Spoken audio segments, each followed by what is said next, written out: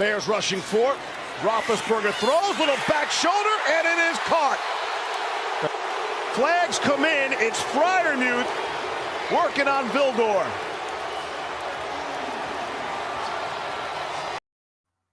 Yes, everybody. Today is Sunday, I love it. November 14th, and I just want everyone to know I didn't forget. I just didn't know what the terms were, so we'll go over the terms, and I'll serve my punishment.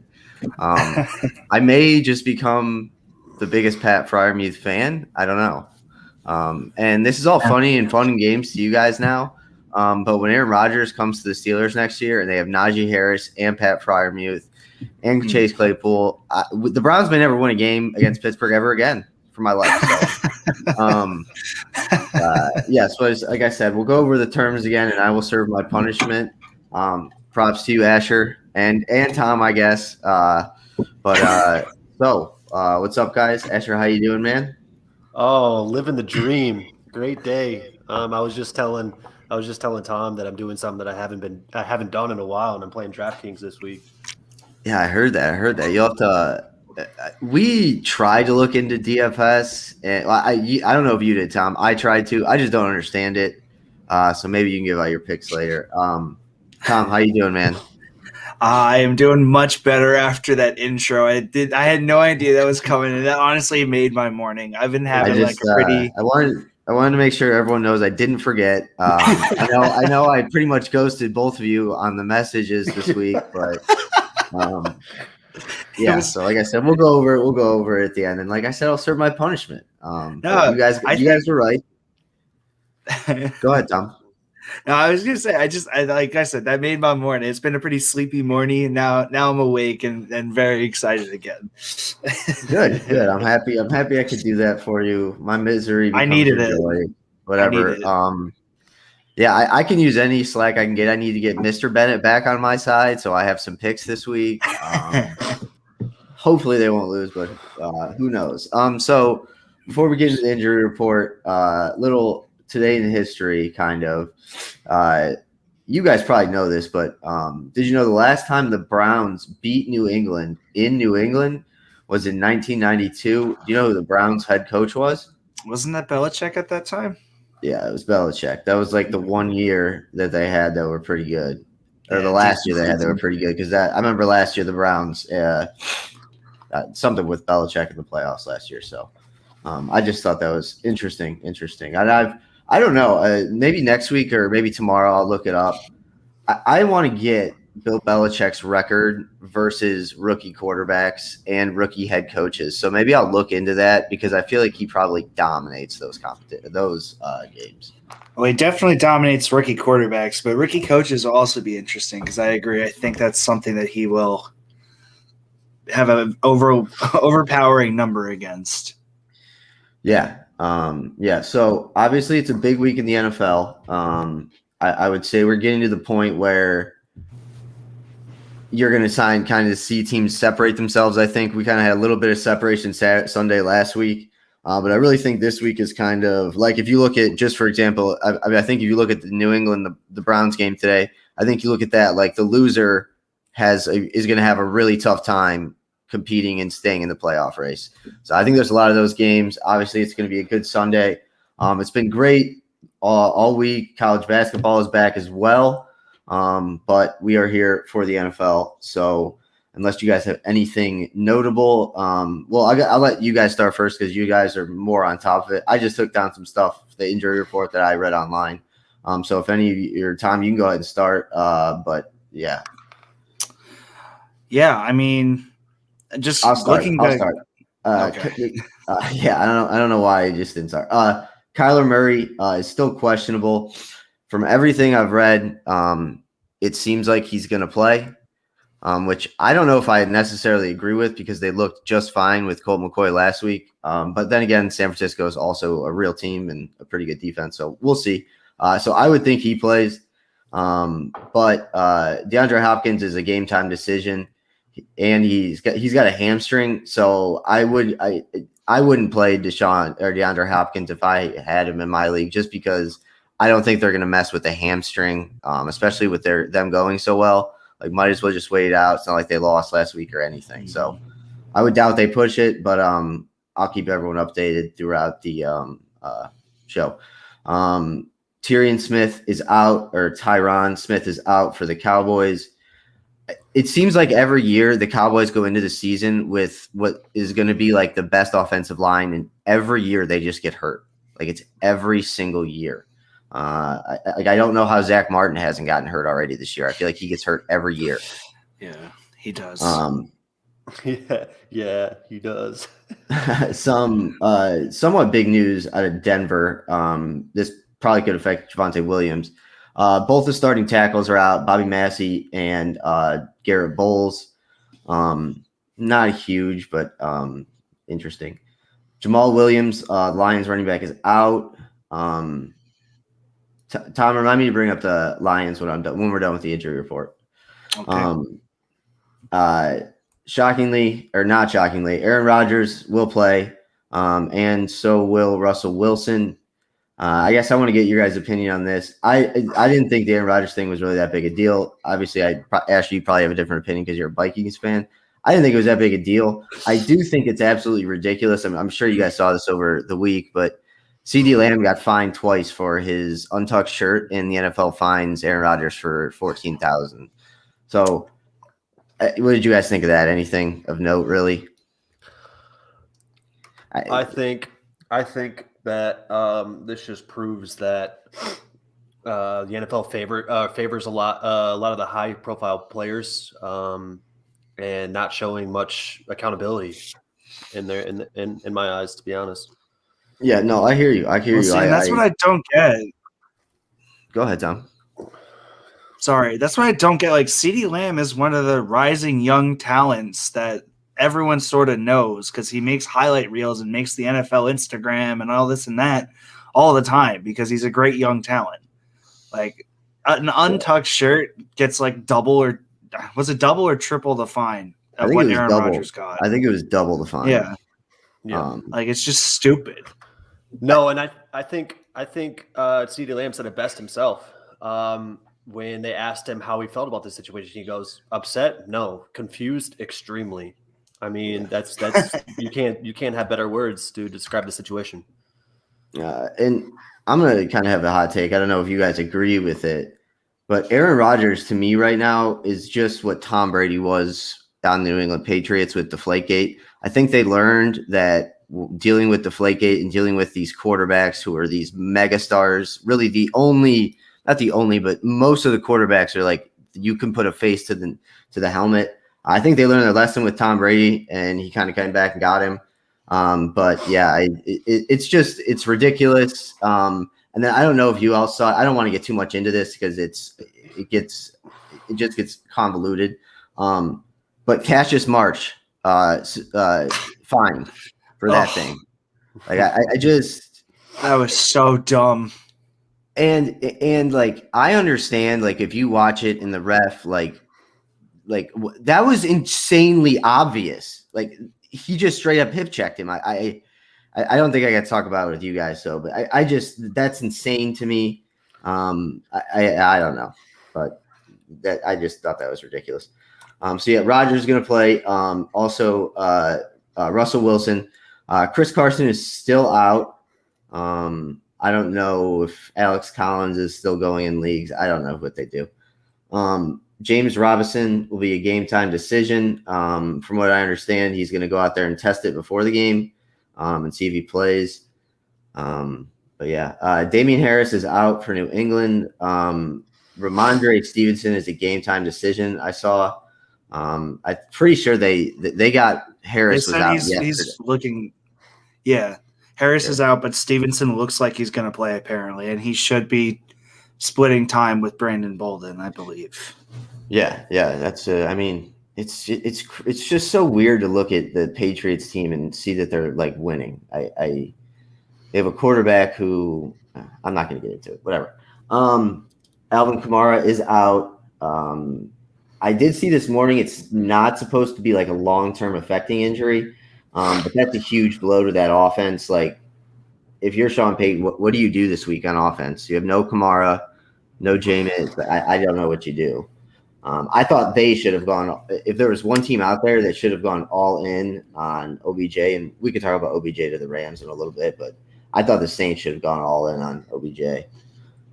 But whatever. Speaking of the Saints, also out, starting left tackle Terran Armstead out. Corey Davis is playing. Chase Claypool's out for Pittsburgh. Like I said, Chris Carson, and then Julio Jones. I mean, if you drafted Julio Jones, you just got to be so disappointed. He got put on the IR, right? Yeah, he's done absolutely nothing this year, and that hinders their offense because without Derrick Henry, I mean, you just key on AJ Brown and you're fine. So I don't know. Did you guys have any other injuries of note that I didn't talk about? No, but I'm sure I'll be getting updates throughout the cast.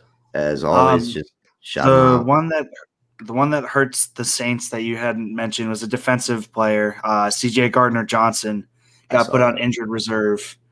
That's a huge blow to the secondary. Yeah, but that should mean that PJ Williams is going to play a little more corner instead of safety and maybe play more outside corner, where actually when he's been filling in this year, I think he has 2 interceptions when playing on the outside, filling in for an injury. So that's just something to keep a watch on for anyone who does IDP. Yeah, I would be interested to kind of look into IBP like a little bit this offseason, but I know I told you, Tom, when I went to that fantasy football, whatever it was, the expo, like I thought I'd be really into the defensive thing. I just don't think I don't think you can play it because it's so extensive.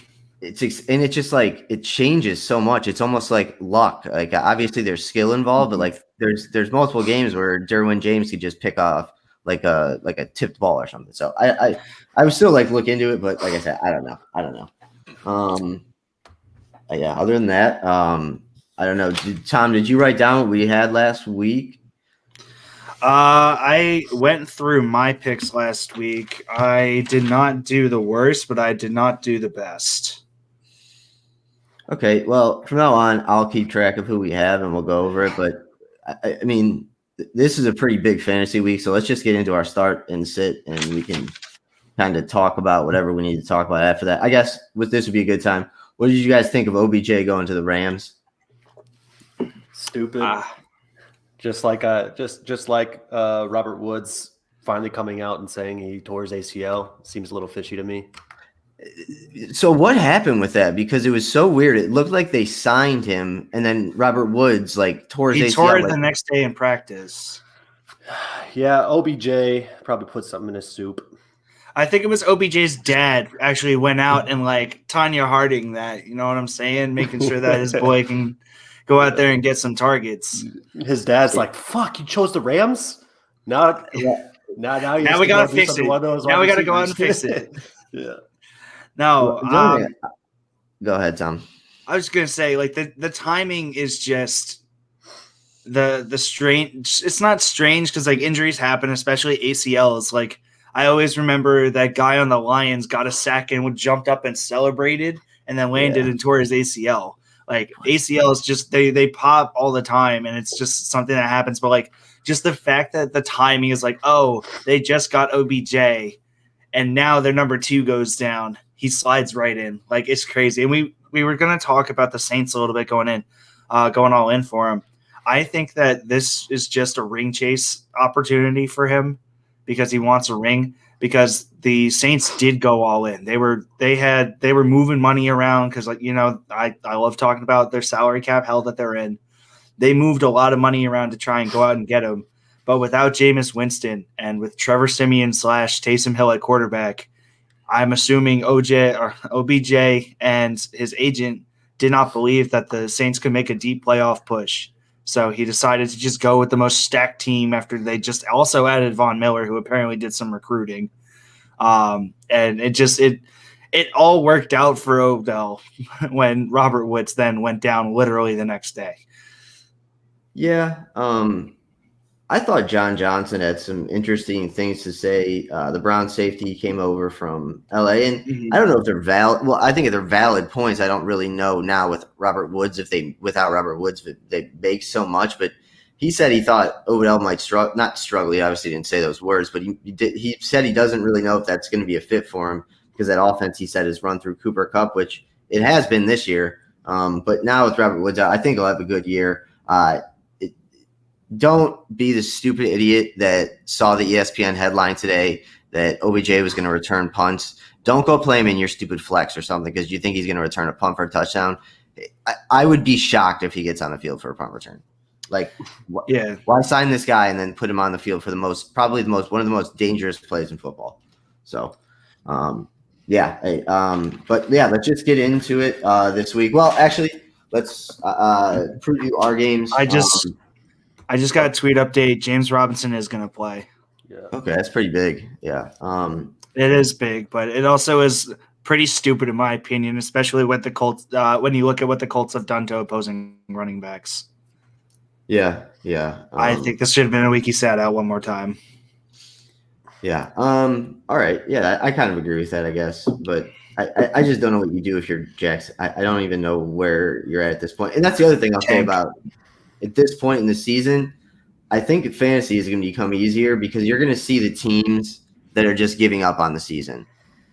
So you'll just like there are going to be teams now from here on out that will just like not really care. So I think it'll get extensively easier. But all right, let's head into our. Oh, that's what I was going to do. Preview games. Big game for Minnesota. Asher, Chargers.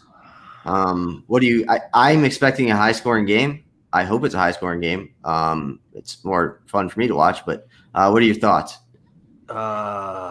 Well, as you guys were saying earlier, this is kind of the week that you're going to see most teams. It's almost like a defining moment for most teams this week, as far as their season goes. And I hope Minnesota goes in the right direction. But I'm not feeling good about today. I'm not feeling good about going against Justin Herbert or Austin Eckler, especially with the defensive back issues we've been dealing with. So hopefully we can turn it around. Hopefully Captain Kirk can lead us to the promised land, but who knows?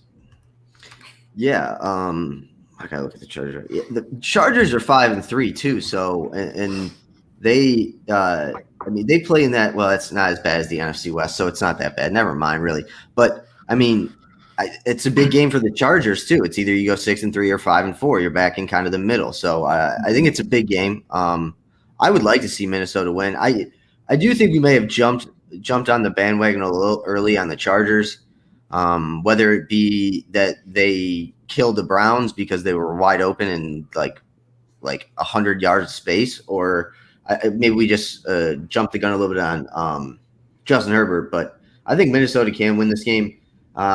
Dalvin Cook is playing, right? I don't know where I saw his name. Dalvin Cook is playing, yeah.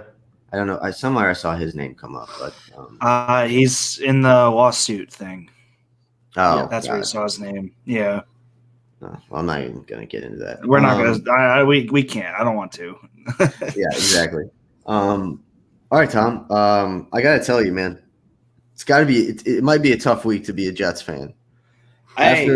Mike White makes magic happen, baby. Magic Mike White.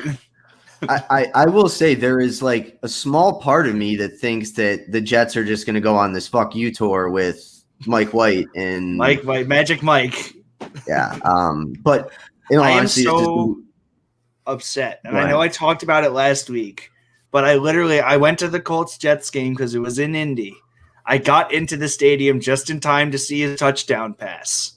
And then he did not play the rest of the game, and I was devastated. I had to watch Josh Johnson go out and throw 3 touchdown passes instead of Mike White go throw for 9. It was so depressing. Yeah, I mean, well, I've been deprived, but I will see it today, hopefully. Yeah. The Jets are in an interesting position. But I will say it's going to be a very angry Buffalo Bills team, I think. But at the same time, they just lost to Jacksonville, so there is hope. That's what I said. There's a small part of me that's like, I mean, it's not impossible. I do think the Bills have some more holes than I think that we maybe have thought. Like the running game, and Josh Allen. Let's just be honest. Josh Allen is a quarterback that 85, 90% of the time is going to go out and throw you 300 yards and rush for a touchdown and pass for 3. But there's also the Josh Allen that's going to come in and throw 4 interceptions in the first 3 quarters, and you're in a bloodbath like last week. But no, that should be hopefully. Well, I got to tell you, I don't think it's going to be a good game, but I don't either. But it's going to be fun because Magic Mike is in. Hot take. I have the Jets winning by a field goal. Okay. What's the spread on that? What's the score on that? What's the score in your game, Asher? I need to know. This fantasy game that you're playing. What score is this? I have them winning 17-14. You expect them to put up 2 touchdowns? Correct. I don't know. Like you said, Mike White, he's going to come out and do some magic. He had a lot of things to say during the week. If your justification is just Mike White, I respect it and wholeheartedly agree. If you just say Mike White, I'm there. Mike White. I'm there. Yeah, whatever you guys say. All right. I mean, Browns, New England. The only way I see the Browns winning is if they get early and often pressure on Mac Jones with Clowney and with Clowney and Myles Garrett. Other than that, I think if Mac Jones sits back there, he's going to pick us apart. And then without Nick Chubb, honestly, I don't know how much it matters. But it's whatever. The Browns could lose this game by a touchdown. They could lose by 25 points, or they could win by 25 points, and I wouldn't be surprised. So I don't know. The Browns honestly just might be the best team in the NFL without Odell Beckham. Like, he was the entire problem. So who knows? But let's get into what everyone does come here for, which is not to talk about the Browns with me. Let's get into our start and sits. Tom, I don't know if you want to update them. You can. I don't. Unless anything did really good or really bad, I don't know if we need to really talk about last week's. Let's see. Muth, baby. Fryer Muth. Baby Gronk. Baby Gronk. I just want you guys both to know I have come prepared for my start, sit, and sleeps this week. I actually did them last night. Didn't send you any of the picks, so I will be going first in all of these as the producer and host. I will be going first, so you guys might want to have 2 different names for every position. All right, fair. Last week, anything overly one way or the other? I want to say that Jacoby Myers getting 1 catch for 8 yards as a sit is a pretty big W, considering that people were talking about him potentially having a bounce-back game last week versus Carolina. But we all talked about it with the revenge game for Stephon Gilmore, and he locked up Myers. So I think that was probably my best pick last week, let's put it. So Jacoby Myers has to score eventually, right? No. Like, I don't even care at all, but like I want him to score against the Browns. I want the guy to get a touchdown. I feel bad for him at this point. See, I think it would be a lot funnier if he went his entire career and became, like, let's say, the Patriots' leading reception leader and never score a touchdown. I think that would be hilarious. I just can't believe he's gotten this far in his career without scoring a touchdown. I don't know how you stay in the NFL that long and not find the end zone, but whatever. Start, sit, sleep. Like I said, I'll be going first. So start with our stardoms. At quarterback, pretty easy. Carson Wentz, he's having a baby during the game. You have to bet on that. He doesn't want that kid coming out being like, "Oh, my dad sucks." I love that. Also, with Jonathan Taylor in the backfield, I mean, their play action game, I think, is one of the better ones in the NFL. I think the Browns do a really good job of play action, but with Jonathan Taylor, I think they do a really good play action as well. And then Jacksonville has allowed 5 quarterbacks to score 25 or more fantasy points against them this year. And I think that's like half their games. So, boom. Who's next? Tom, go ahead. Real quick as well, Jonnu Smith is inactive for today. Doesn't take any of my picks. It may change one of mine, but we'll get there when we get there. I'll think on it. Say I might change one of my picks. Yeah, I might need to switch something up. Anyway, now, but you guys know I'm going first now, so I know. You're not trying to get it. Like, no, I know who you're talking. for me. I know who you're talking about. So everyone that watched football should know what we're talking about. For my starter quarterback, I'm going with Derek Carr versus the Kansas City Chiefs. The Chiefs currently give up the fourth most fantasy points to the quarterback position. They average 24 fantasy points, but Derek Carr has been blowing it up this year. And I forget exactly, and I should have had this pulled up, but haven't the Raiders and the Chiefs played already once this year? Does anyone know? I don't know. Thinking. If they did, then it was very, very early on. Yeah, I don't think they did. Nope, I guess they didn't. I was thinking that the Broncos. I knew they played someone a couple weeks back. Gotcha. Derek Carr had a little bit of a down week last week in that upset versus the Giants, where the Giants came out of nowhere and beat the Raiders. But the Chiefs, like I said, giving up the fourth most fantasy points to the position, and he's been blowing it up in every other week. And he's thrown for 6 touchdowns against the Chiefs in their 2 meetings last year. So I think he stays hot. I'm going with Carr versus the Chiefs. I like that pick. Asher, what's up? You're up. Carr. So we're just going for bold takes for our starter quarterbacks, huh? Going with mine wasn't bold. Yeah, Asher, you're the one who changed it all for us, basically. Like, I used to pick, like, guys that literally no one had heard of, and then you're like, well, you ever going to sit Kyler Murray? So, yes, I now make all – I'm getting very good at this. Well, I'm not going to go that – As you can see from my previous 9 weeks. Yeah. I'm not gonna go that route. I'm gonna go an easy start quarterback this week in Dak Prescott. I think he finishes as QB1 for fantasy for week 10. Dak Prescott has a salivating matchup against Atlanta this week. Everyone knows Atlanta's defense is not great. Very, very porous to say the least, and I feel like Dak Prescott's going to eat. So I'm going Prescott as my starter. All right, man. Cool. I'll take that. I'll accept that. Yeah, the Cowboys are weird. Yeah. I will also give you credit, Asher. Half credit. Trayvon Diggs is pretty good. He's probably top 15, top 12 corner, but he's not the best in the – I don't think you said that anyway, so never mind. No, he's not, but he's a good cornerback. He's a good scheme cornerback. He's solid. Yeah. And I mean, let's be honest, he's got incredible ball skills. He's got, 8 interceptions, just incredible ball skills. All right. Let's go to our running backs. Tom, why don't you start? Just kidding. I'm going to go again. This is pretty easy to me. Dearness Johnson versus the Patriots. It's the Browns offense, and I think they've clearly figured out what works for them and what doesn't. And Demetric Felton is out along with Nick Chubb. So I don't know what happens if Dearness Johnson gets hurt. I don't think they signed anyone from the practice squad, so I don't know. I would guess that Jarvis Landry goes in there, but he had a great game last time against a good Broncos defense.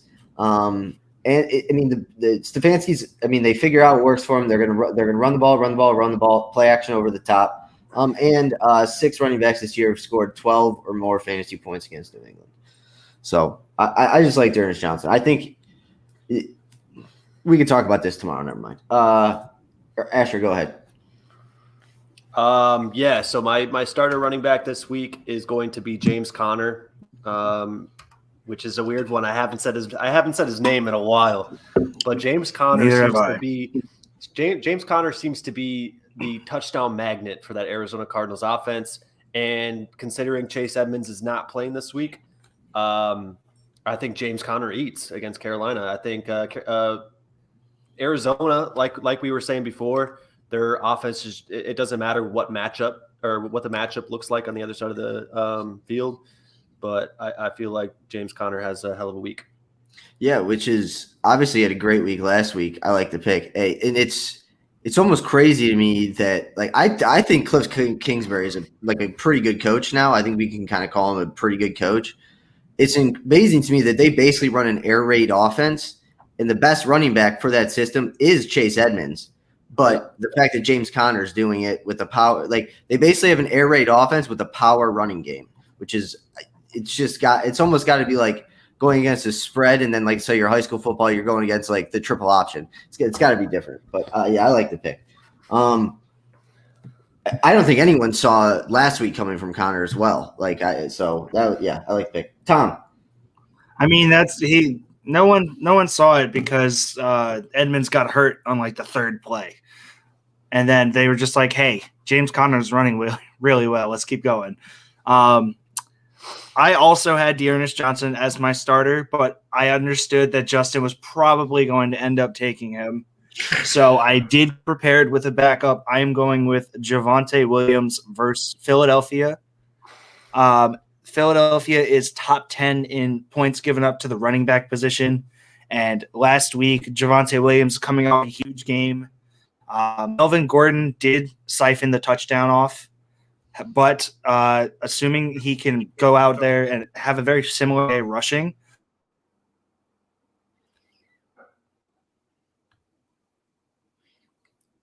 Asher, you still there? You still there, Asher?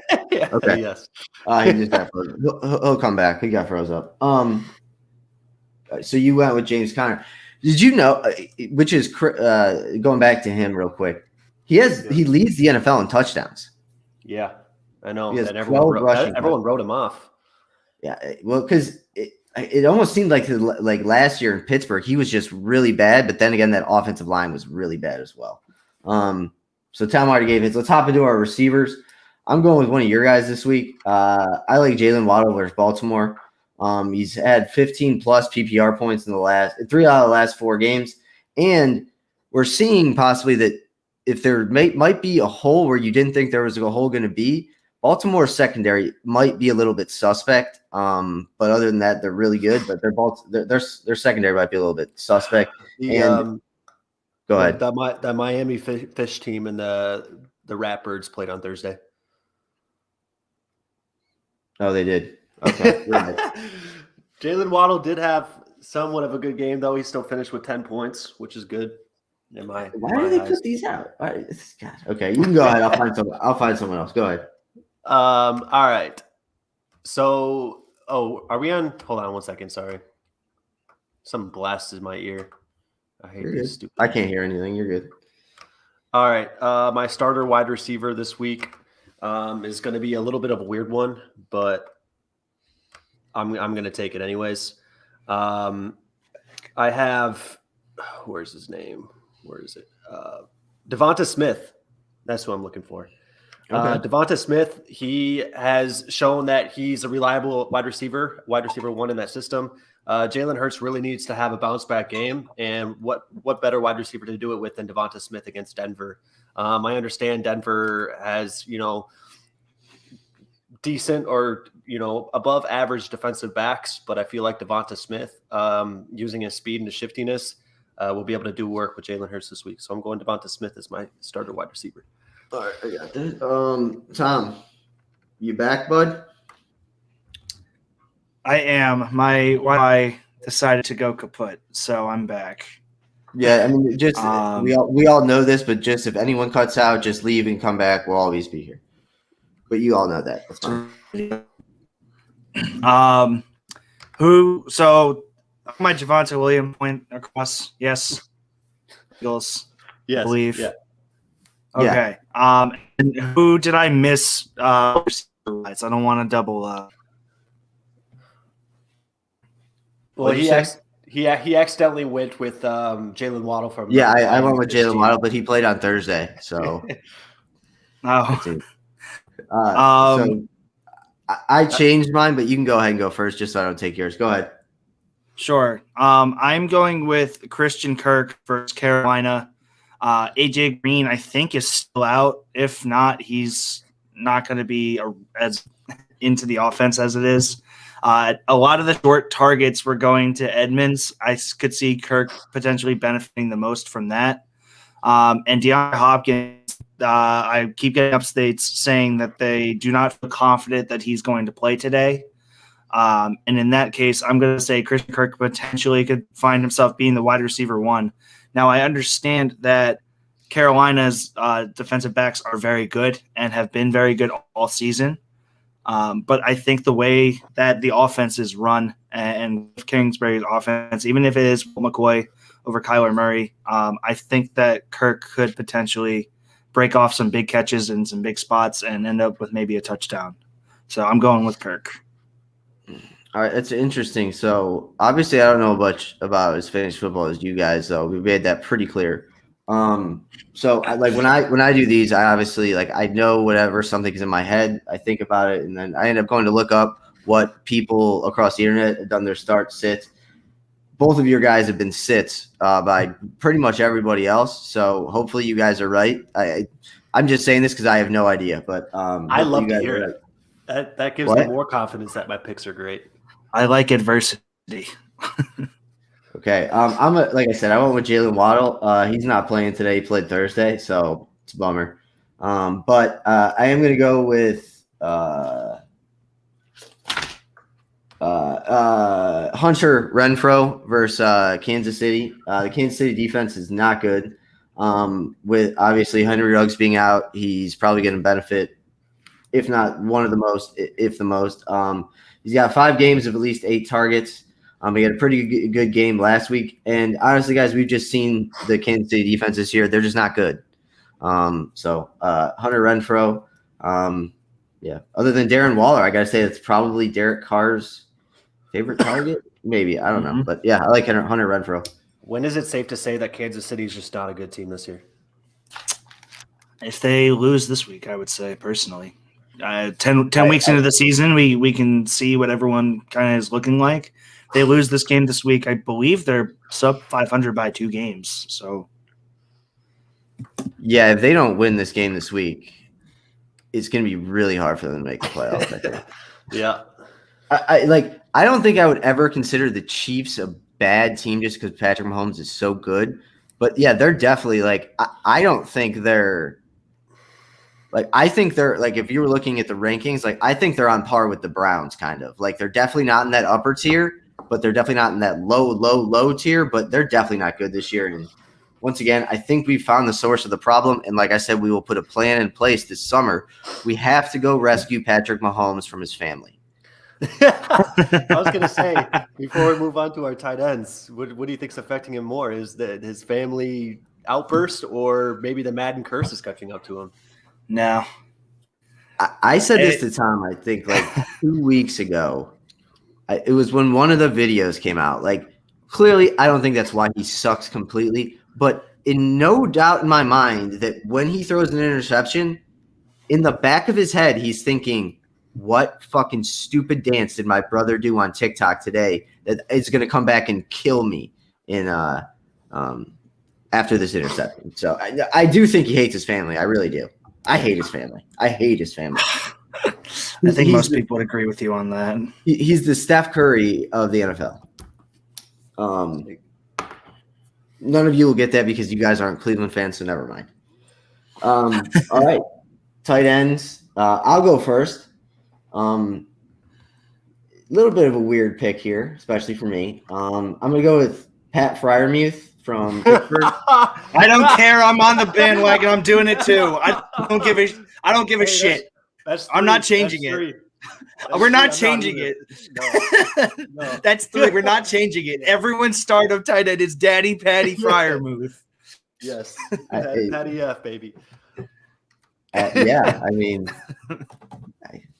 what if he goes Nobody's on and just what if he tears his ACL this week? I think you guys should.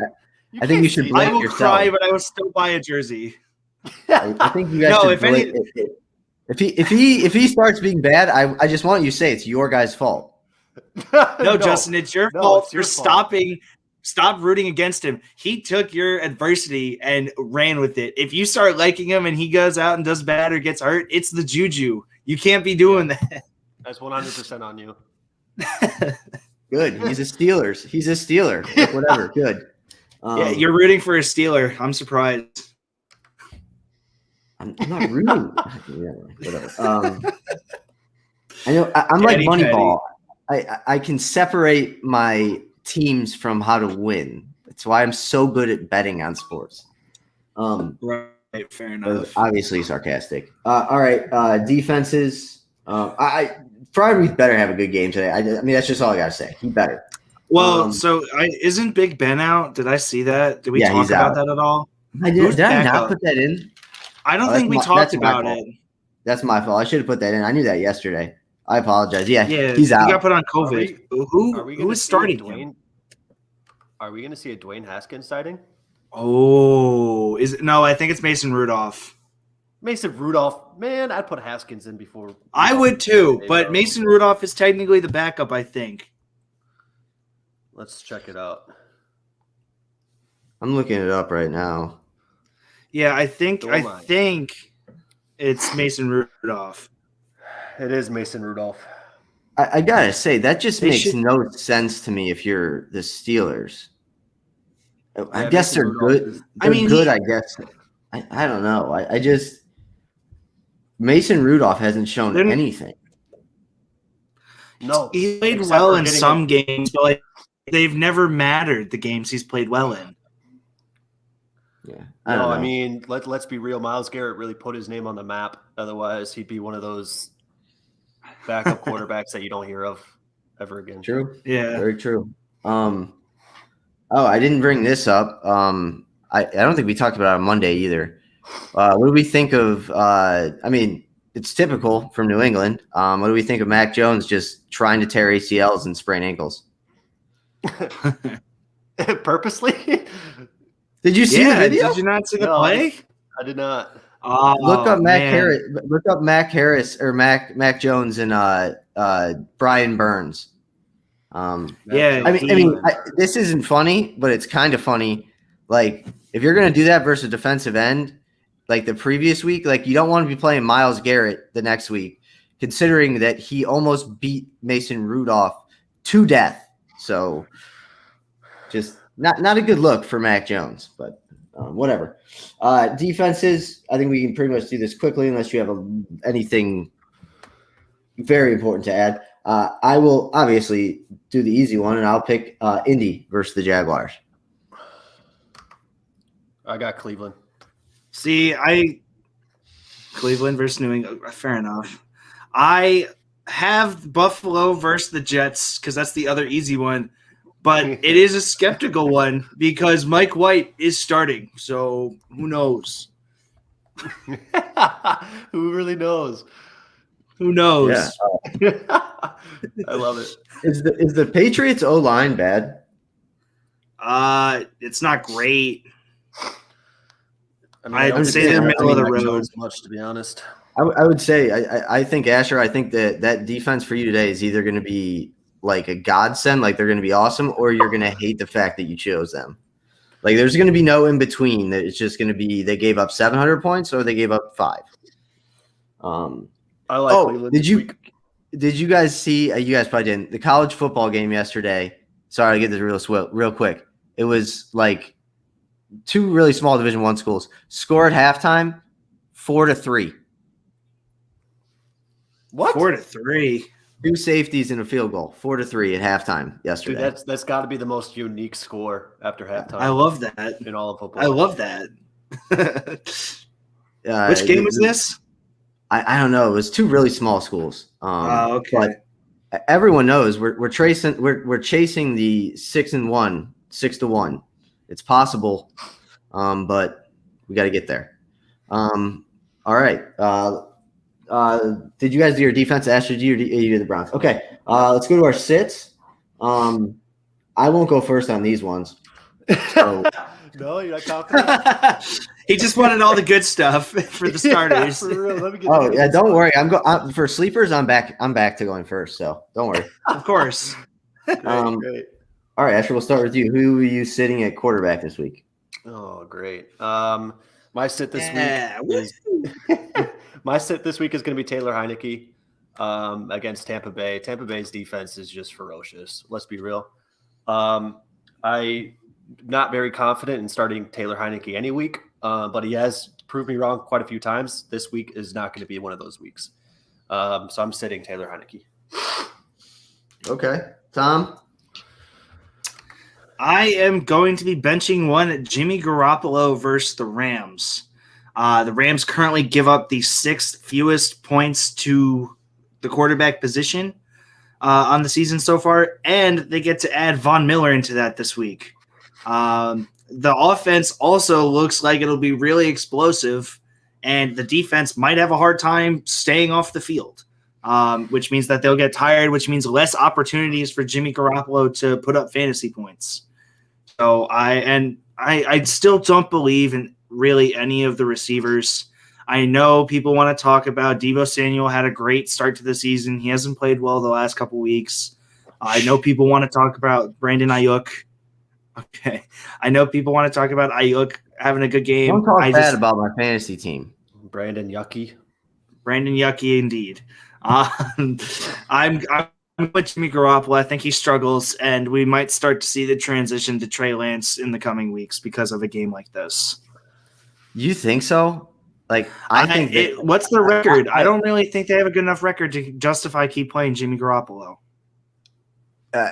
I agree. I'm just saying if Kyle Shanahan then if Trey Lance then comes in, which I think this would be too early to put him in. I wouldn't put him in.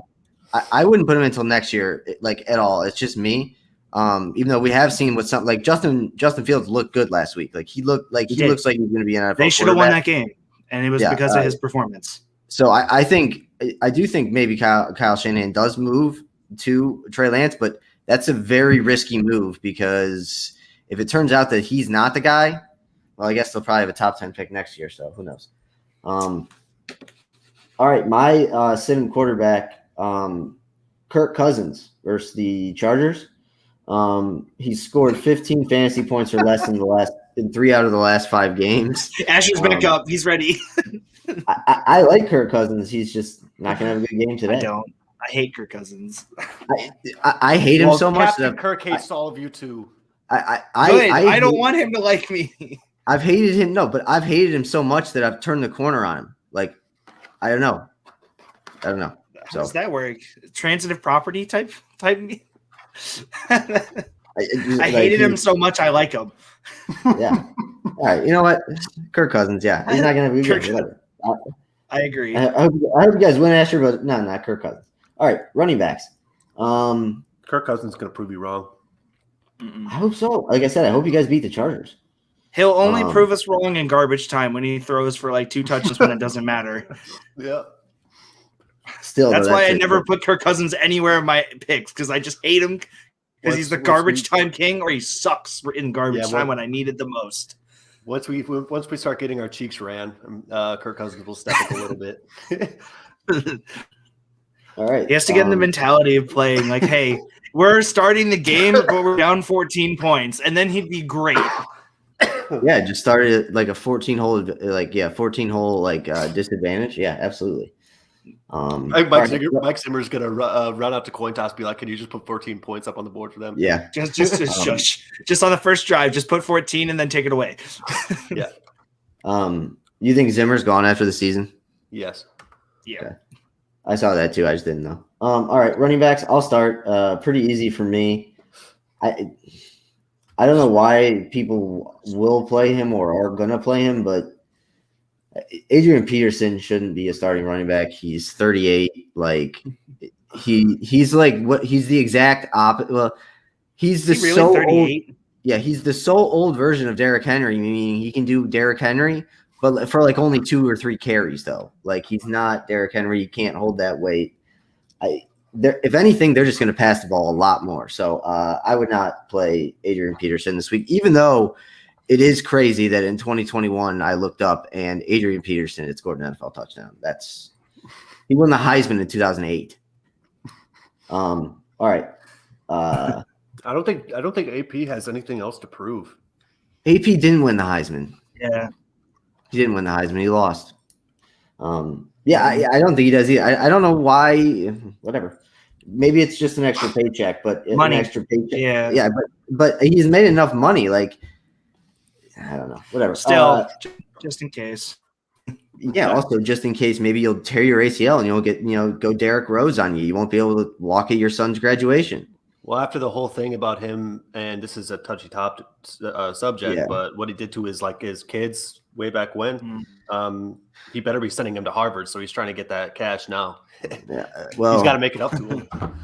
Clearly, the whole thing with his kid is blown over now because he had like 4 or 5 quotes about his son this week. So I honestly, I agree. Like, I didn't agree with you, but I thought that was going to be the same thing either. Like, when I saw that, I was shocked. When was that? That was like 2000. Never mind. 13, I guess, because he came back in 2012 to win the comeback player of the year and MVP after rushing for 2,000 yards. Then the year after, I think he got hurt. So it was a great season. I love that season. Then the year after he got hurt, I think, and then 14, I think, was when that all happened. Because he came back injury and people were expecting him to play great and then suspended and then cut and all that happened. So I want to say 2014. All right. Asher, who you start or are you sitting at running back? I'm going to go with James Robinson. He was just activated. He will be playing through a heel injury. And I'm not a guy to ever start anybody that is dealing with an injury. I usually like to take the safe road there. I know I have hot takes from time to time, but when it comes to injuries, I don't mess with them. So I'm going to sit James Robinson this week. Okay. Tana? I am going with I sort of cheated here. I wanted to just sit here and say Antonio Gibson, but that would then leave the door open for someone to come in and ask about J.D. McKissick. So I'm just benching all Washington running backs this week versus Tampa Bay. Tampa Bay is one of the best They're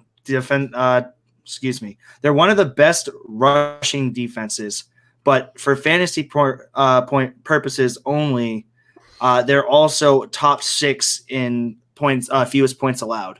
So whether it's PPR points for McKissick, whatever the heck Antonio Gibson is going out and doing this season, because I really don't understand it. He was supposed to be great this year. He had everything lined up for him, and now he's just playing like crap. But just overall in general, the Washington running backs this week kind of scare me, and I am not touching that with an 8-foot pole, especially with Taylor Heineke at the helm. Yeah, I get that. Yeah, Taylor Heineke. God. If football was played between the 20s, he would be great. All right. Wide receivers. Tom, we can start with you. For sure. I'm going with Cortland Sutton versus the Eagles. And I understand that's maybe a hot take, but since Jerry Jeudy's come back off injured reserve, Cortland Sutton suffered the most. We've seen Tim Patrick come out and make great plays. We talked about Tim Patrick last week after he had a huge catch for a touchdown last week. Jerry Jeudy's coming back and getting his normal target share.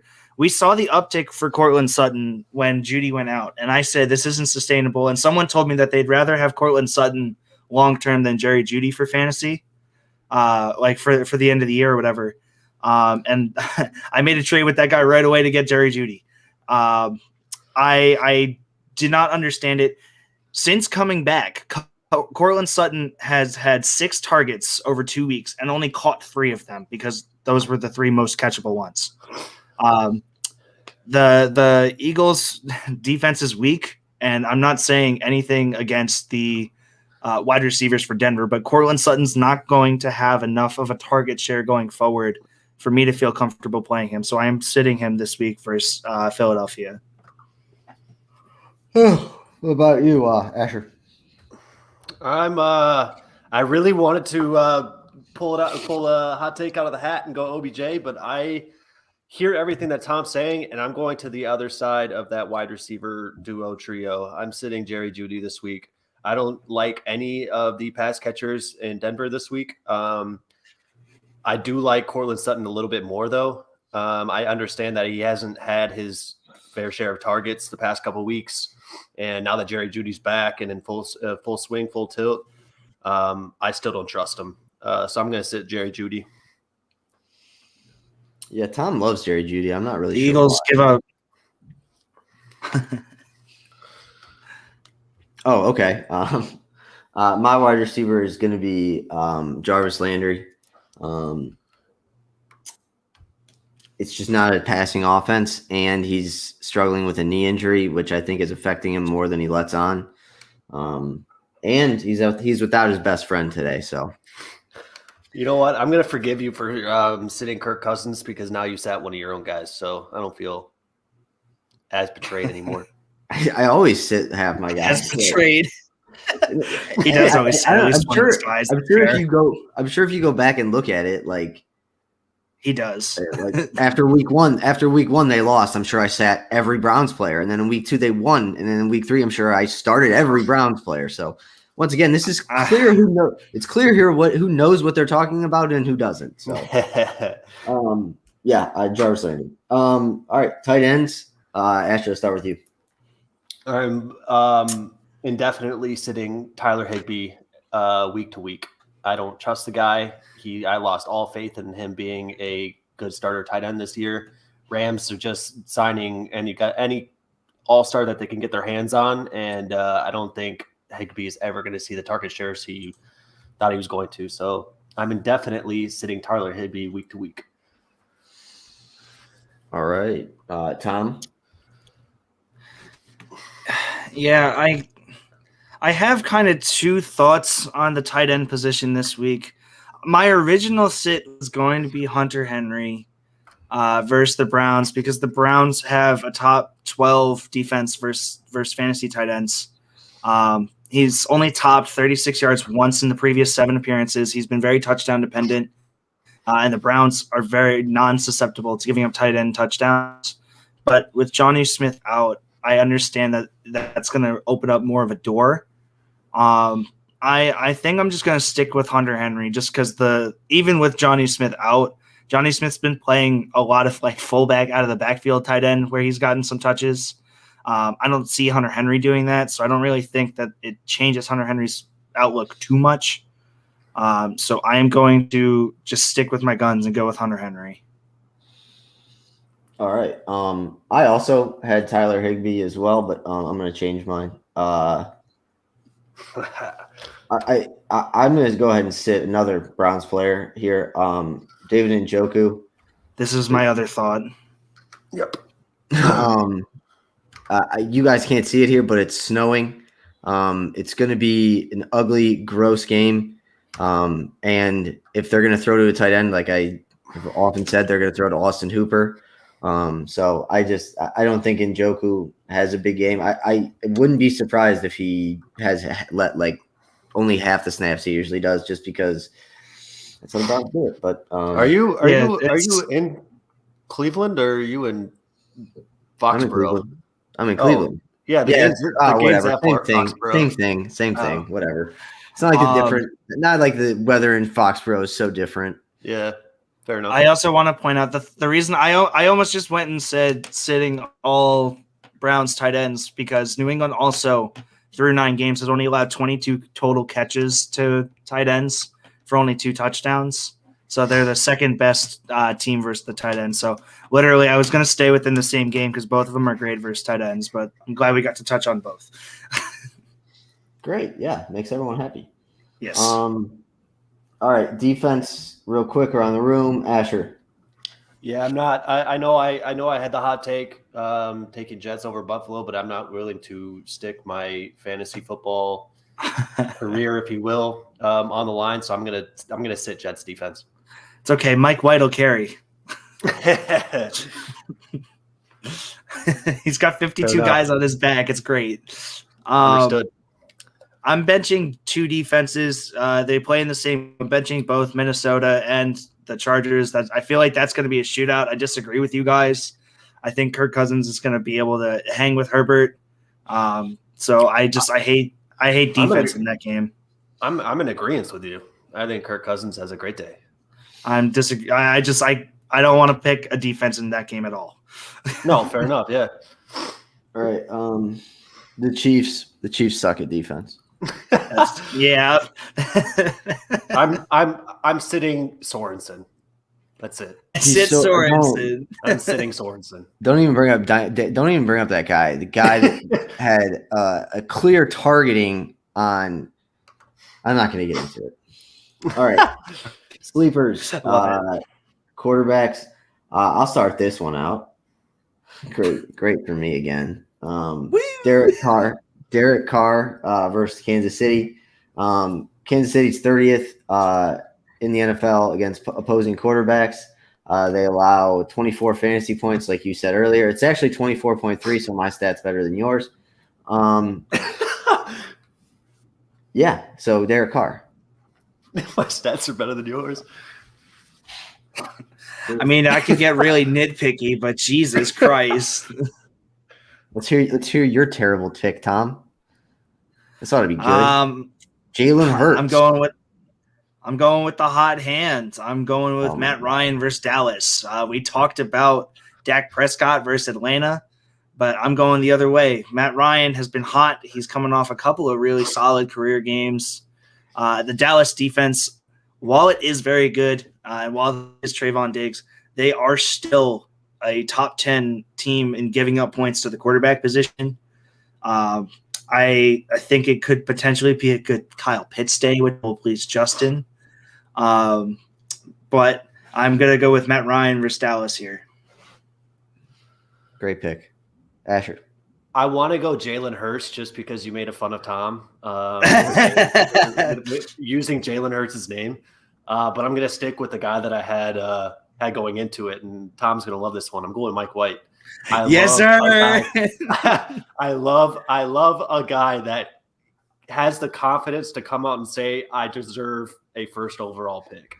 The man's confidence is through the roof right now, and I love to see it. I'm here for it. So I was gonna do it, but I'm like, I can't, and I know Asher kind of will, because like I could sit here and be fanboy or whatever, but like coming from you, that's even better. Did I send you guys the Instagram post that I've been sending around to people? No, I don't think Yes? so. No? Okay. It's a story on one of these Jet sites or whatever that someone was doing an interview with Mike White. And he's like, yeah, every day when we come out of practice, I'm at my locker room, and then there's this little chant that starts. It's Mike White, Mike White. And I turn around and I look, and it's the entire team chanting his name in the locker room after practice. He gets the team. He gets the team going, and the team is just different with him on the field. It's not like with Zach Wilson where we have Greg Van Roten coming out and saying he needs to get the ball out faster in his third game as a rookie starting quarterback. Yeah. Right? I'm so done with his I hate Greg Van Roten. Shenanigans. But sure. But with Mike White, he gets the entire team, whether it's coaching staff, whether it's the players, whether it's personnel, the social media people, whatever. He gets the entire team chanting his name in the locker room. I mean, the team is just different with him out there. So I think if anyone's a true sleeper quarterback, it's Mike White. Oh, absolutely. Okay. I love everything that was just said there. I love Mike White. I will go on a Mike White tangent every day that I'm on here if it need be. Yes. A lot of Mike White fans. All right. Running backs. Yeah, Asher, let's go to you. Yeah, I'm going to go with J.D. McKissick against Tampa Bay, and here's why. I had Taylor Heineke as a sit quarterback, but that's because he's going against a Tampa Bay defense that is going to get in the backfield a lot. And who better to check down to than your pass-catching running back, J.D. McKissick? I like J.D. McKissick. I think if he can find the right holes or has those good checkdowns and use his little shifty movements, I think he has a great day. Okay. Yeah, I'll let it go. Tom. This team, their numbers against the running back are a little skewed because of some very impressive games of late. I do not think it's sustainable. I do not think that this defense versus the run is as good as everyone wants to say it is. Tennessee, I think, is a lot worse versus the run, especially out of the backfield pass catching. And what better fill-in for Alvin Kamara than Mark Ingram back in the Saints uniform, back as the starter? I absolutely love the play this week versus Tennessee. He is going to be involved in the passing game, kind of like how Kamara would, which is he wasn't really the last 2 weeks, I guess. And he's put up 9 and I think it's 13 fantasy points in those 2 where he was playing backup. With the Alvin Kamara-sized workload that he's probably going to get versus Tennessee today, we could potentially see a throwback flashback game for Mark Ingram with his first go-around with the Saints. So I'm very excited to watch that today. Yeah, me too. I'm super excited. Correct. I'll go with A.J. Dillon versus Seattle. He had a really good week last week. And the Seahawks defense is really bad. And that's all I got written down for A.J. Dillon. So The Seahawks are really bad. The Seahawks suck. Next question. I'm going with A.J. Dillon. Seahawks suck. Have a good day. Blitz boy can't do it all himself. Blitz boy. All right. Wide receiver. I just had this guy in my head. Why am I not going to say him? I'll go first. I'm going with Jacoby Myers just because I want him to score a touchdown. I want him to score his first touchdown against the Browns. I just want him to score his first touchdown. I just want him to score. I feel bad for him. So I'm going to go with Jacoby Myers. I'm going to find a prop online that if he scores a touchdown, I'm going to bet it every week until he scores a touchdown. And then I guess if we're down the line, like Tom was talking about, in 20, 25 years without a touchdown, that bet will fail. You're just throwing money down the toilet at this point. Yeah, that's fine. That's what I do on Saturdays anyway. So. It's been 3 years. This man hasn't caught a touchdown yet. He's not going to. Maybe he has some sort of weird curse thing going on. Sorry. His touchdown deficiency. He's TD deficient. Correct. I would also like to say that my original sleeper was Hunter Renfro, but he had to be Mine was too, so it's okay. But yeah. So yeah, him. All right, Tom.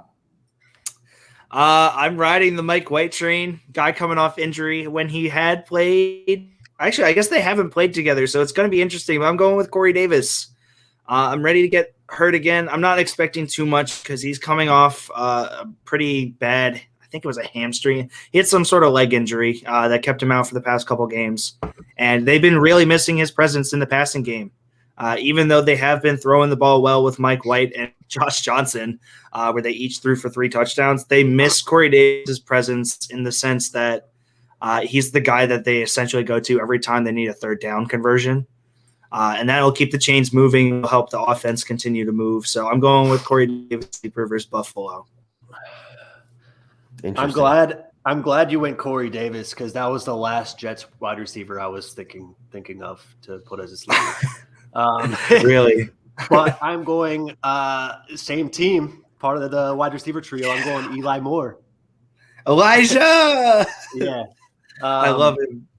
Yeah, dude, the man, he looks NFL ready. He's a stud. He's so good. Yeah, he really is. And I think Mike White is going to find that out really quickly as soon as you start getting the ball into his hands. Mm-hmm. So I'm going, if there's a wide receiver that's going to take off this week, I think it's Eli Moore for that team. I'll take it. I'll take it. I don't care who it is because I am starting both of them, I'm pretty sure, because of injuries and bye weeks. So if one of them does great, I'm feeling good. I love to hear it. Great. Yeah. All about the vibes. All right, tight end. Ooh, I love my pick for this. Tom. I love my pick for this. I am going with Dan Arnold versus the Colts. Now, you're probably wondering, why the hell are you going with Dan Arnold? The Colts defense is amazing. Dan Arnold has led the team in receiving for the past 3 weeks straight. And the Colts are a top 5 team in giving up points to the tight end position. On top of that, by the way, the Colts have 55 total catches this year to tight ends and 6 touchdowns, which equates to averaging around 10 fantasy points a week. Dan Arnold has yet to break that 10-point seal with the Jags once he's been traded. This could be the game where Trevor Lawrence and Dan Arnold link up so many times if they can get down to the red zone, and it's going to be a huge day because Arnold. I like the Darnold to D Arnold connection when he was still with Carolina that they always talked about. So I always want to say D Arnold. But it could be a big day for Arnold versus Indy if they can manage to get down to the red zone, and James Robinson back could potentially help that. Okay, Asher. I love to hear it. Hey, Arnold, Mr. Football Head. Yes, sir. I hate tight ends this week. Unless your name is Muth, I don't want to touch you. But I'm going to go with a guy that was looking like an absolute tight end stud. I'm not quite sure if you can consider him a sleeper, but since he is coming off injury, I love it. I already know who it is, and I love it. I'm going Dawson Knox. Yeah. I'm going Dawson Knox against the Jets. He's back. He's ready to go. And what better team to go against? I know I've been giving Jets a lot of hype, but that's about their offense. Their defense, not so much. They're not going to get the hype from me, unfortunately. So I'm going Dawson Knox. What a better way to come back. What a better way to come back, indeed. Wonderful, wonderful stuff. I had Dan Arnold as well, so I'm just going to stick with it for everything that Tom said because all I had written next to him was might as well. So, okay. Might as well. Might as well. I picked him last week. I picked him last week, I'm pretty sure. So, just run it back. Defenses. Turbo. I'll start New England. Tom? I am going with Las Vegas versus Kansas City. I think they're a team that's very much poised to continue the formula that beats the Chiefs. They have two really solid high safeties. They have a linebacker / safety / corner that could beat up Travis Kelce. And I have to say, some of the guys on that D line have been as much crap as we gave him, like Clelin Ferrell, or however you say his name, when he was drafted 4 overall. A bunch of those guys on the D line have been popping out this year, and they're going to be able to get to Patrick Mahomes with that D line or that O line that Mahomes is behind. So I think Max Crosby, Carl Nassib, I mean, all those guys have been amazing this year. So I'm going with Vegas to potentially continue the formula. Okay.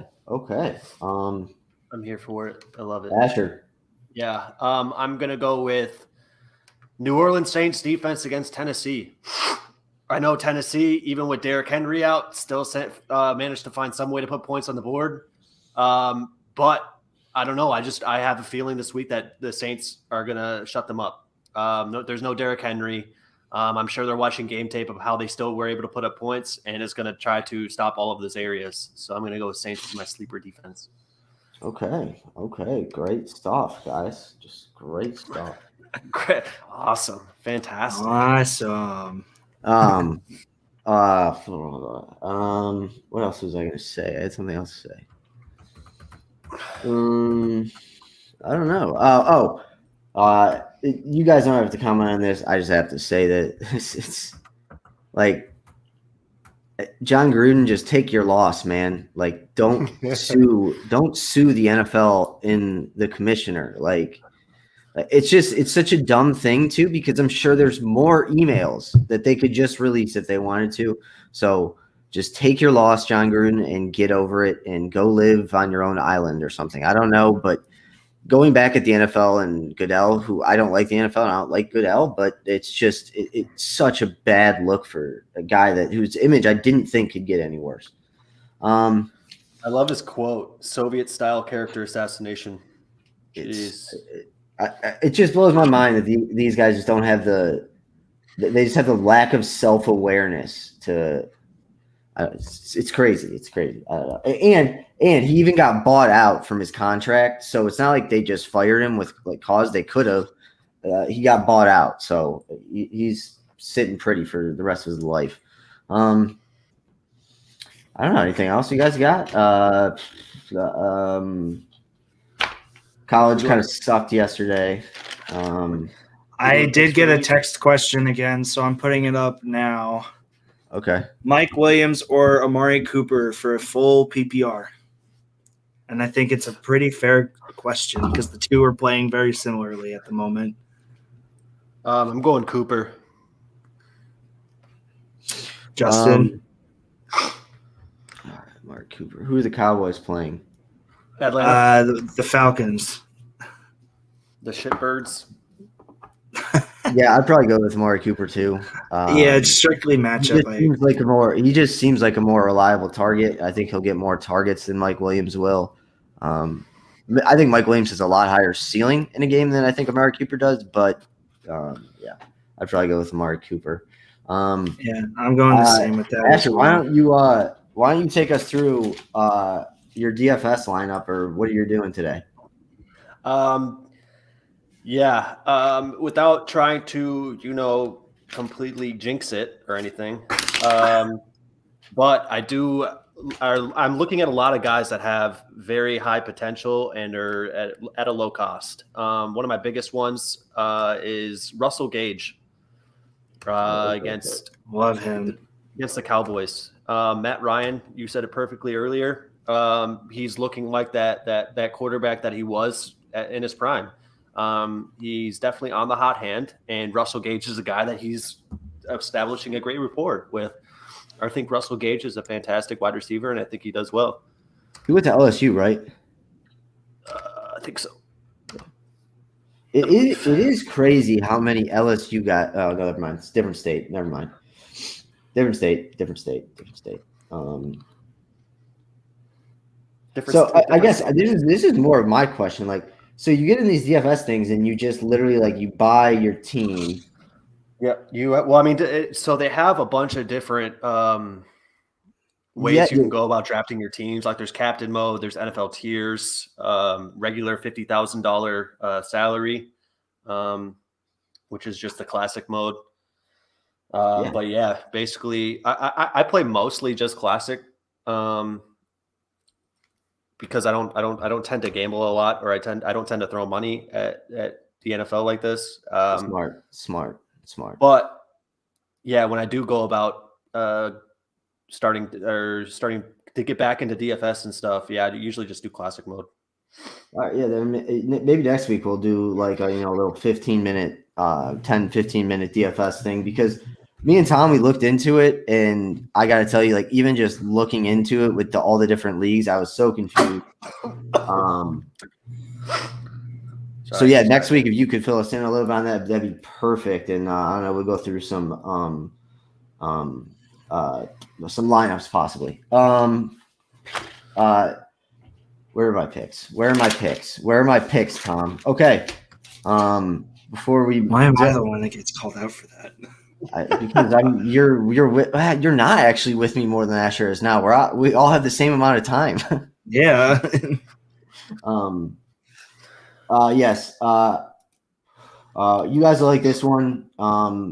This player prop. Michael Pittman overs today. Hit him over in receiving yards, over in receptions.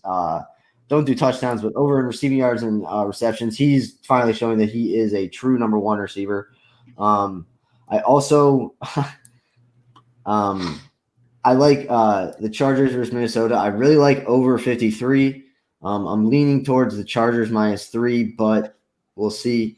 I think the Saints +3 is easy money, Tom. I agree with you about the Titans. I don't think they're as good as maybe they've played in the last 2 weeks. And then I also do like the Browns to cover 2.5.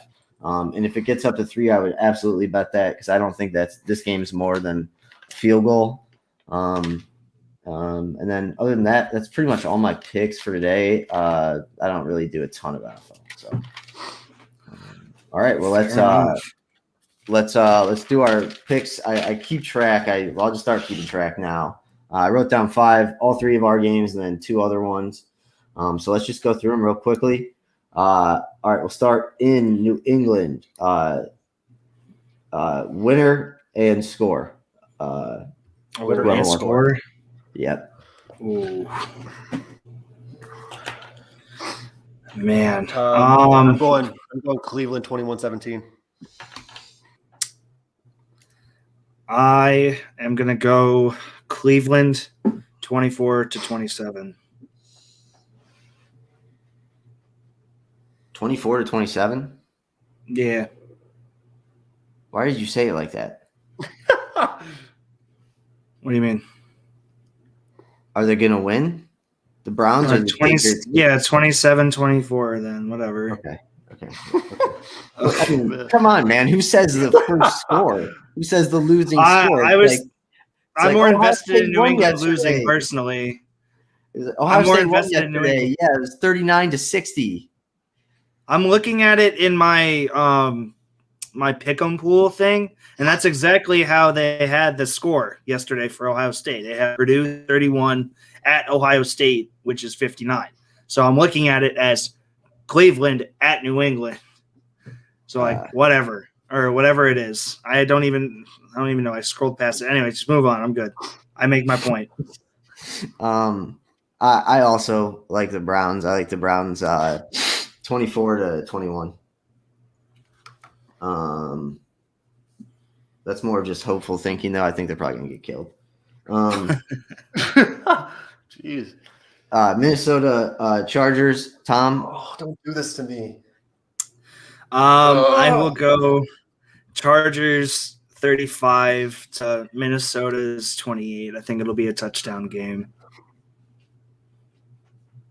Asher. Oh. I hate to do it, but I'm going Chargers 31-28.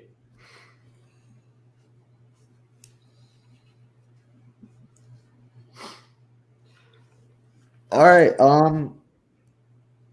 I'll go against you guys. I'll go with Minnesota 31-27.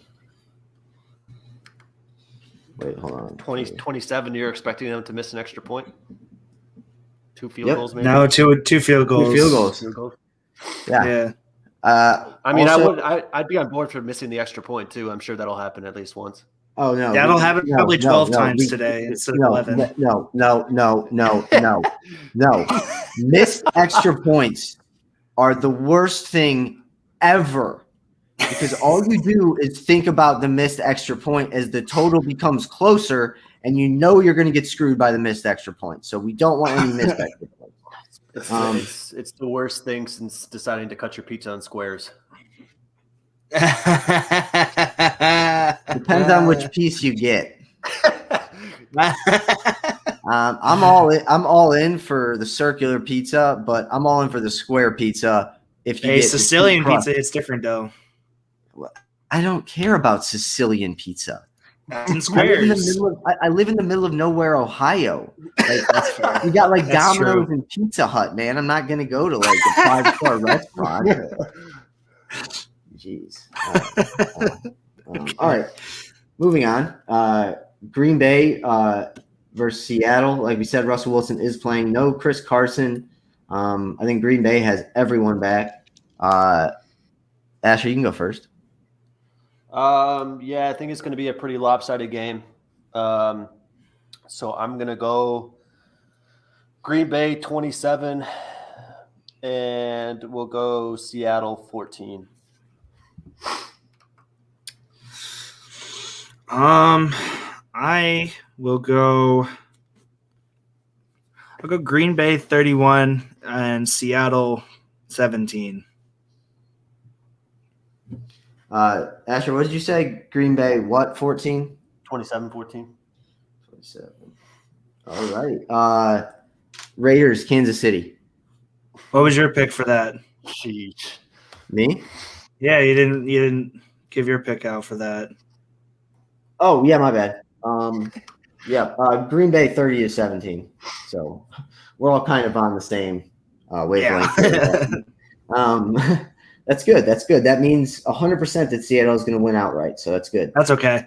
Yeah, that's good. That's absolutely. It's 100%. Seattle is winning outright today. So that's good. So I don't like the Packers, so it's fine. We figured out one of the games already. We don't even need to watch that one. All right, Raiders at Kansas City, like I said. Asher, what are you thinking? You're up. Yeah.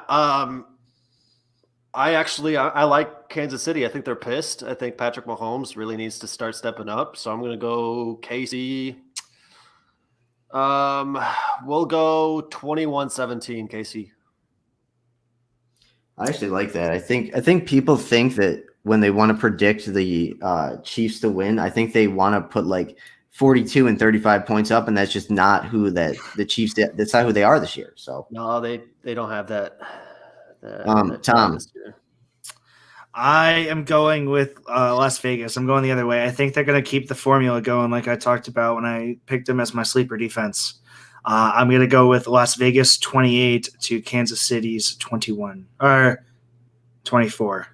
Yeah, I'll make it a field goal game because the Raiders never blow anybody out. It's always a close game, but they just persevere. So I'm making a field goal game.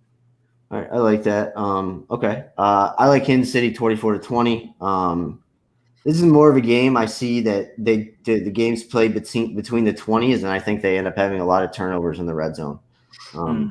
Which is great. God. All right. Obviously, last one, New York, the Jets in Buffalo.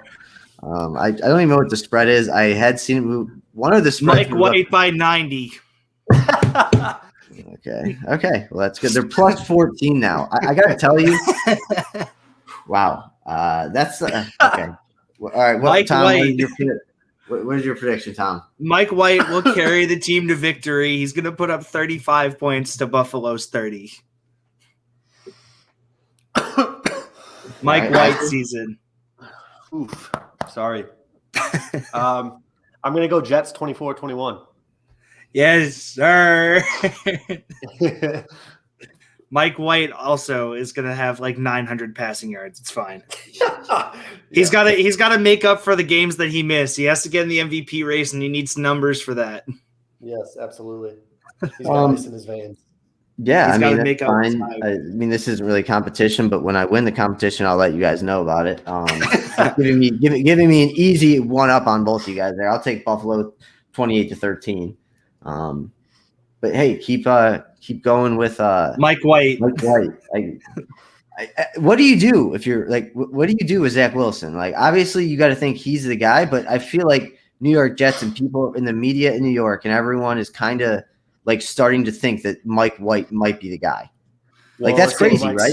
That's crazy, right? Yeah, we'll see what Mike White does today. If he does well, then I just think you stick with Mike White for the rest of the season. Yeah, so Ian Rappaport actually just tweeted out I guess almost an hour ago. I looked at it. It was 25 minutes ago. Shit. Said if Mike White plays well, he could get another start. Zach Wilson's the future. Yeah.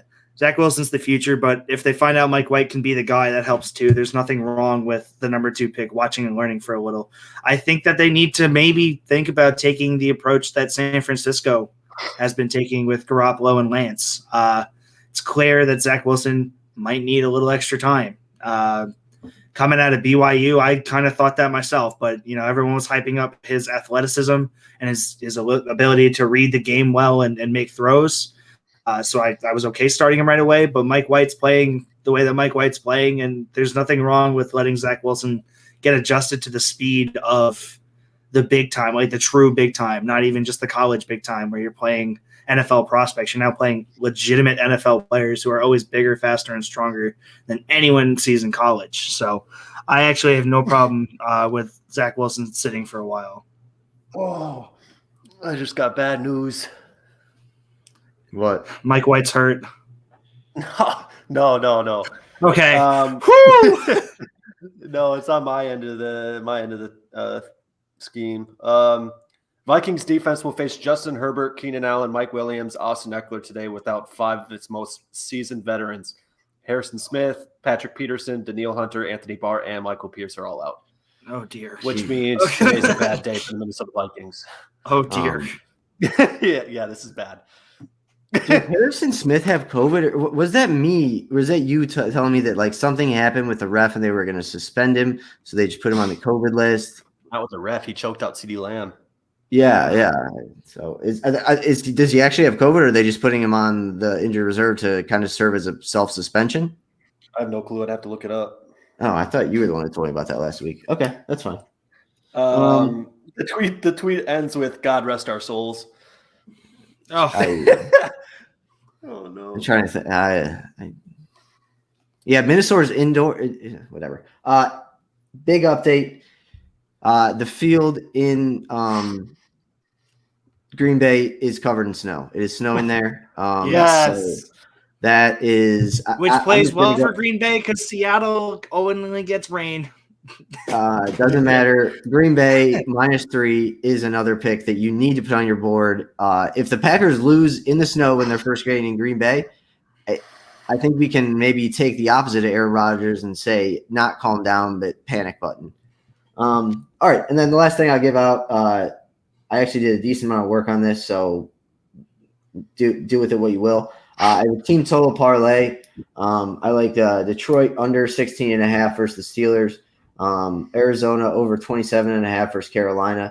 Jacksonville under 17.5, and then the Titans over 23.5. Parlayed all together. I got it at like plus 430, 450. But I really like that. Yeah. And then Green Bay, like I said, add to the card. Anything else, guys? Tom, you seem to be raising your hand, or I'm centering myself because I have to get serious. Good. We've been avoiding the most important question in all of the NFL. I was waiting. And I understand that nobody wants to talk about it because we've had our hearts broken week in and week out. So I'm going to ask question, and I want everyone to put it all out there on the line, put it all out there for everyone to see. With Big Ben out and potentially Mason Rudolph / Dwayne Haskins in at quarterback, can the Lions get their first win? No. It's a very serious question. I need you to take a minute, think about it. Well, first of all, Tom, you failed in this episode. I told you to bring up the Lions earlier in the episode, and you said you would. You brought it up too late now. It's not too late whatsoever. The show still goes on for 20 minutes. It's never too late to bring up the Lions. I do think we need to start talking about the conversation that the Lions could go winless. I've looked at their schedule. They play the Bears on Thanksgiving. That might be their last shot to win a game. Barring any severe injuries. Lions do historically well on Thanksgiving Day. They need to get David Blau back in there. He's the Thanksgiving hero. Yeah, for real. Yeah, I'm just looking at their schedule. So they got Detroit today, or not Detroit. They got the Steelers today. The Browns next week, which wouldn't it just be so Browns if they saved the other team from 0-16 Browns. Yeah, the one win Browns are now joined by the 1-win Titans who beat the Browns. But yeah, and then obviously on 25th, you know what really stinks about that? So the Lions, they play the Browns next Sunday, but that Thanksgiving Day, you have 3 days in between. So they are going to have to game plan in 3 days for the Bears, which honestly really doesn't matter because it's not like Matt Nagy has any idea what he's doing. So I take that back a little bit. But then they have the Vikings. I hope they beat the Vikings. The Broncos. They do have a late one versus the Falcons. But the Falcons are potentially a decent team. They're 500 right now, and they're third in the NFC South. They put up points, so who knows? I just think the past couple of years, ever since the Super Bowl, they put a bad taste in people's mouths, so they're never going to give Falcons a chance. That's fair. Very true. Just the last point. I do see the last game of the year they play the Packers. I guess there's the chance that Aaron Rodgers is sitting, but I don't think so anymore with the 7 teams making the playoffs. I don't think you're going to see that really. So it's not looking good for Detroit. I know we all kind of made a joke about it. I did going to bet the money line on Detroit until they win. It's come to a point where we have to realize that we are literally throwing our money into a volcano, or I am throwing my money into a volcano, and it just erupts all over my face. Let's be real. The Vikings will give the Lions their first dub just because it's a total Vikings thing to do. We almost gave them their first dub earlier on in the season, so I'm already expecting it. So do you think the Vikings make the playoffs? No. So what pick range are you thinking? Oh, we always even if like we know we're not making the playoffs, they still like to try to somehow secure an 18th overall pick. Yeah. So Yeah, I guess the good thing in that is 14, 16. the good thing I will say about that is if you need a quarterback, which I don't know if the I don't They think have we need a Kellen quarterback. Mond. I don't think we don't need a quarterback. You have I Kellen don't know how much Mond. I don't know how much Well, longer seriously. you can go on. I don't know how much longer you can go on with Kirk Cousins. I think with the right coach, we can ride the coattails of Kirk Cousins for a few more years, in my opinion. That's true. He's never going to win the Super Bowl. Yeah, I don't know. It's just Kirk Cousins is weird to me. Because I don't know. I guess you're at the point where like he's not bad enough that you can justify trading for someone else or picking someone else, at least in the first round. I think the Vikings would be smart to pick up somebody in the second or third or fourth round in the draft, but I don't know. Like Tom said, we have Kellen Mond. I have Kellen Mond. But okay, I mean, I'm just gonna say this to you. I mean, Is this something that I need to they hear? did lose yesterday, but like Kellen Mond wasn't even very good at Texas A&M, and whatever. I'm not gonna get into it with you. That's why we don't do college football in here because I'm smarter than all of you in college football. So I think Kellen Mond did pretty well in college. Yeah. Did he though? He started for 4 years in a very good offensive system. His defense never helped him out. Whatever. Okay. Anything else?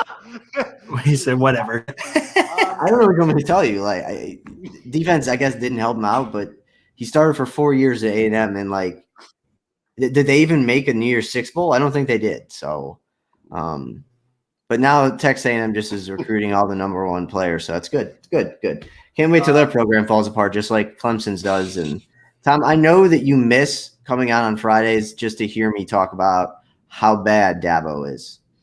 Because he's really bad. He's really, really, really, really bad. He's a bad person, and he's just a terrible human, worthless scum of this earth. Who's your college team? I don't really have a college. I mean, I guess I like Ohio State because if Ohio State wins, then everyone around me is happy. Fair enough. I don't know. I do think the college football. Did Minnesota win yesterday? Oh shit! I was completely out of touch from all of technology yesterday. I thought they. Nice. They might. I don't know. Well, I think they lost.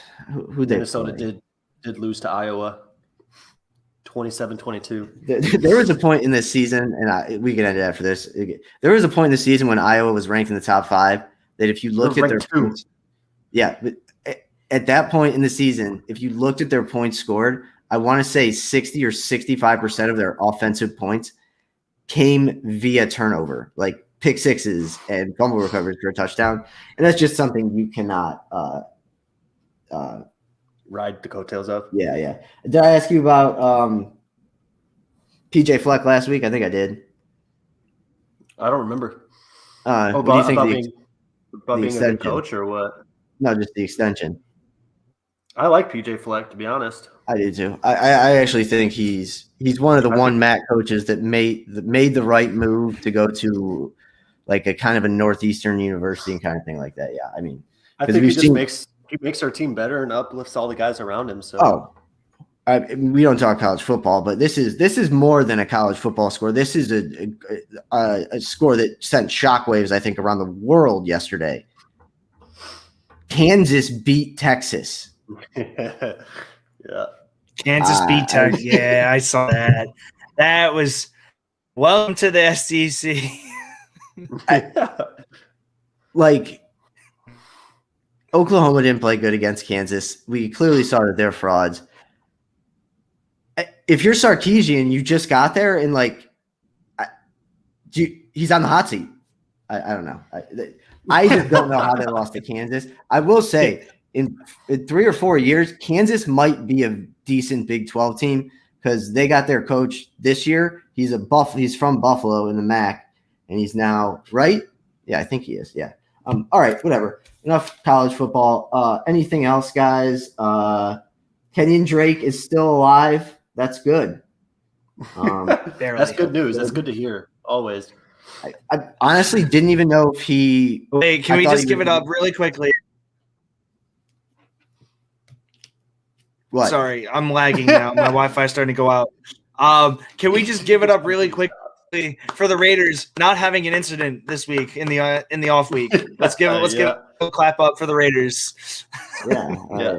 Hats off to the Raiders organization for keeping quiet for a week. You got to give credit to. Yeah. Well, actually, you don't have to give credit to the interim coach, but he's going to get himself an interview. So, I mean, by winning one game, he basically got himself an interview. I don't. Where do the Raiders go next year? Like, who do you think who's on their list? I have no idea. With Mike Mayock being in charge and being the GM there, and basically Mike Mayock was a Bleacher Report writer 5 years ago. So I just don't know what they're going to do. You guys have any idea where you think they might go coaching wise? You can't go into the college ranks. I wouldn't think, except if you're ever going to go after Lincoln Riley. Right now would be the time to go after Lincoln Riley if you're the NFL. But yeah, I think if there's any assistant coaches or coordinators in the league that deserves a job, I think Eric Bieniemy deserves a chance to be a head coach somewhere. I'm not saying the Raiders they might not be a good fit, but I think Bieniemy needs to get hired by somebody. I agree, but if you're Bieniemy, that's how you say his name. I'm not trying to be a dick. It's just Bieniemy. Sorry. Oh, no, you're good. Bieniemy. Bieniemy. But if you look at the jobs that are going to be open this year, I don't know if that's your best choice. I agree, Bieniemy needs to be hired, but at some point, I almost think that he's just kind of waiting out Andy Reid just to take over that team. But I could see why he would want to. That's why it would not surprise me if he doesn't take an offer this year or doesn't take another job. If the Vikings started calling out his name, I'd be happy about it. I'd take him if I'm a Vikings fan, so I'd take him. I think in any of the past 2 years, if you would have hired Eric Bieniemy, the media, you would have gotten an A across the board. So, all right, well, that's gonna do it, I think. Like I said, good luck to the Vikings versus the Chargers. Tom, Mike White. Mike White. We don't need luck. We have Mike White. Mike White. Yeah. He's gonna take you guys to the promised land, so that's good. Good for you guys. 52 right, guys on his back. Once again, giving out my moral lock again. Green Bay -3 in the snow, easy enough. Asher, anything else, man? We're gonna see you tomorrow. Yes, I'll be here tomorrow. Okay. What? I'll ask you when we're done. That's fine. Tom, anything else? Skull Dogs, Mike White for MVP, most award we get. Okay. All right. Good ending there.